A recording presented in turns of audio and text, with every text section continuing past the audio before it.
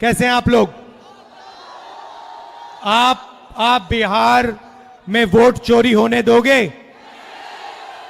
कोई कर सकता है? भाइयों और बहनों, सालों से लग रहा था कि चुनाव में कोई ना कोई गड़बड़ है। महाराष्ट्र में साफ पता लगा, लोकसभा और विधानसभा के बीच में 4 महीनों में 1 करोड़ नए वोटर जादू से इलेक्शन कमीशन ने पैदा कर दिए। लोकसभा में हमारा गठबंधन जीतता है, 4 महीने बाद विपक्ष बीजेपी का गठबंधन जीतता है। हमारे वोट कम नहीं हुए, जितने हमें मिले थे उतने ही हमें मिले, और बीजेपी के जहां भी नए वोटर आए थे वहां पे बीजेपी की जीत हुई थी।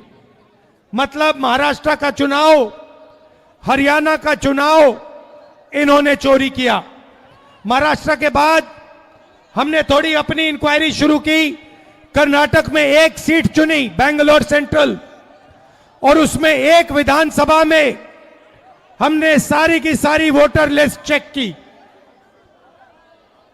फोटो को फोटो से मिलाकर, हर नाम को हर दूसरे नाम से मिलाकर, और हमने 1 लाख से ज्यादा फर्जी वोटर एक असेंबली में ढूंढ के निकाले। मैंने प्रेस कॉन्फ्रेंस किया इलेक्शन कमीशन के सामने। मैंने उनको बताया कि 5 तरीके से वोट चोरी किए जा रहे हैं। डुप्लीकेट वोटर, फेक एड्रेस, एक एड्रेस में 50-60 लोग रह रहे हैं, फॉर्म 6 एड्रेस 0000, और फेक फोटो या जिसमें किसी की फोटो ही नहीं दिख रही है। मैंने साफ कहा कि 1 लाख फर्जी वोट हैं। चुनाव आयोग क्या करता है? चुनाव आयोग क्या करता है? यह नहीं कहता कि विपक्ष के नेता ने आरोप उठाया है, चलो चेक करते हैं। यह नहीं किया, उल्टा मुझे कहते हैं आप एफिडेविट दो, और उसके बाद कहते हैं कि ये पहले कंप्लेंट क्यों नहीं की। कहते हैं कि अगर 1 सप्ताह के अंदर आपने एफिडेविट नहीं दिया तो इस कंप्लेंट का कोई मतलब नहीं है। जिम्मेदार वो हैं, जिम्मेदारी उनकी है, चोरी उनकी पकड़ी गई, और मुझे कहते हैं आप एफिडेविट लाओ। इलेक्शन कमीशन से मैं कहना चाहता हूं, पूरा देश आपसे एफिडेविट मांगने का काम करेगा।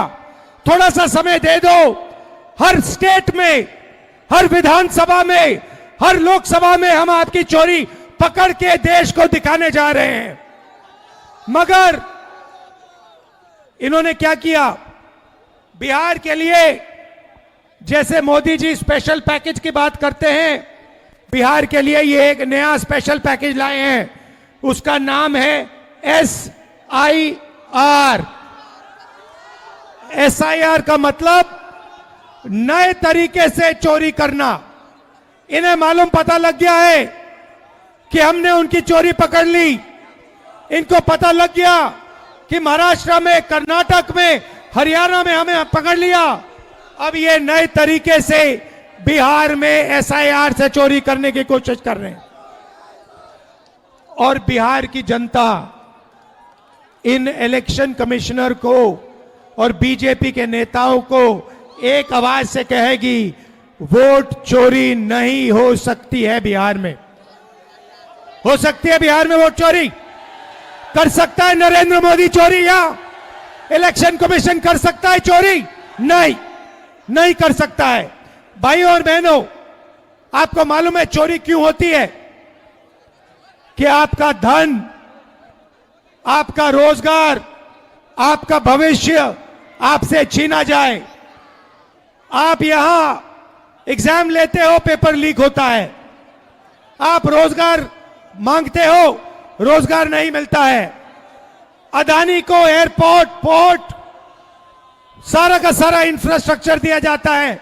अगर बिहार का युवा कंपनी खोलना चाहता है, सपना देखना चाहता है, तो आपको सपना देखना भी मना है आज के बिहार में। आप सच्चाई भूल जाओ, आप सपना भी नहीं देख सकते हो आज के बिहार में। क्यों? क्योंकि आपकी राजनीति, आपका वोट आपसे छीना जा रहा है, चोरी किया जा रहा है। इसीलिए हमने ये यात्रा बिहार में शुरू की है, वोटर अधिकार यात्रा। आपका जो अधिकार है उसको, उसकी रक्षा करने के लिए ये सारे के सारे लोग एक साथ मिलकर हजारों किलोमीटर आपके साथ चल रहे हैं कि चुनावी आयोग को, इलेक्शन कमीशन को 100% पता लग जाए कि अगर उन्होंने बिहार में चोरी करने की कोशिश की तो बिहार की जनता उनको सबक सिखाने जा रही है। और मैं भाइयों और बहनों, आपने देखा है कि जब मैं कुछ कहता हूं मैं करके दिखाता हूं। देखा है आपने देखा है कि मैं झूठ नहीं बोलता हूं स्टेज से।